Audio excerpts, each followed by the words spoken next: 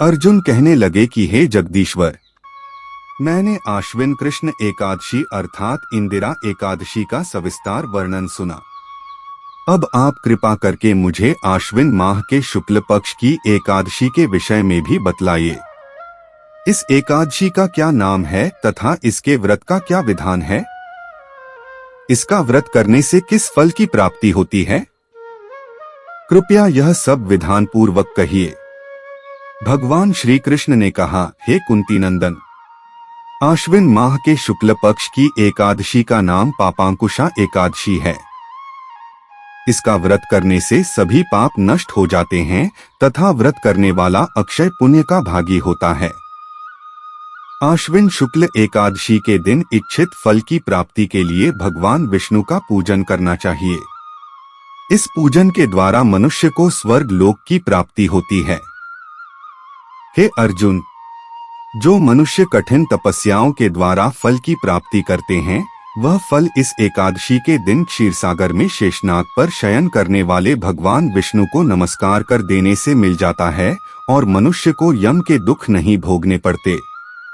मनुष्य को पापों से बचने का दृढ़ संकल्प करना चाहिए। भगवान विष्णु का ध्यान स्मरण किसी भी रूप में सुखदायक और पापनाशक है, परंतु पापांकुशा एकादशी के दिन प्रभु का स्मरण कीर्तन सभी क्लेशों व पापों का शमन कर देता है।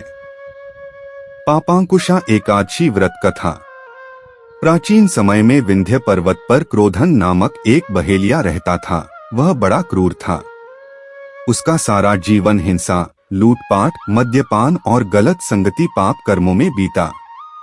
जब उसका अंतिम समय आया तब यमराज के दूत बहेलिये को लेने आए और यमदूत ने बहेलिये से कहा कि कल तुम्हारे जीवन का अंतिम दिन है, हम तुम्हें कल लेने आएंगे। यह बात सुनकर बहेलिया बहुत भयभीत हो गया और महर्षि अंगिरा के आश्रम में पहुंचा और महर्षि अंगिरा के चरणों पर गिरकर प्रार्थना करने लगा, हे ऋषिवर, मैंने जीवन भर पाप कर्म ही किए हैं। कृपा कर मुझे कोई ऐसा उपाय बताएं जिससे मेरे सारे पाप मिट जाएं और मोक्ष की प्राप्ति हो जाए।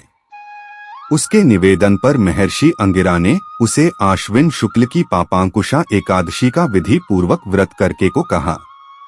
महर्षि अंगिरा के कहे अनुसार उस बहेलिये ने यह व्रत किया और किए गए सारे पापों से छुटकारा पा लिया और इस व्रत पूजन के बल से भगवान की कृपा से वह विष्णु लोक को गया। जब यमराज के यमदूत ने इस चमत्कार को देखा तो वह बहेलिया को बिना लिए ही यमलोक वापस लौट गए। जय श्री हरि।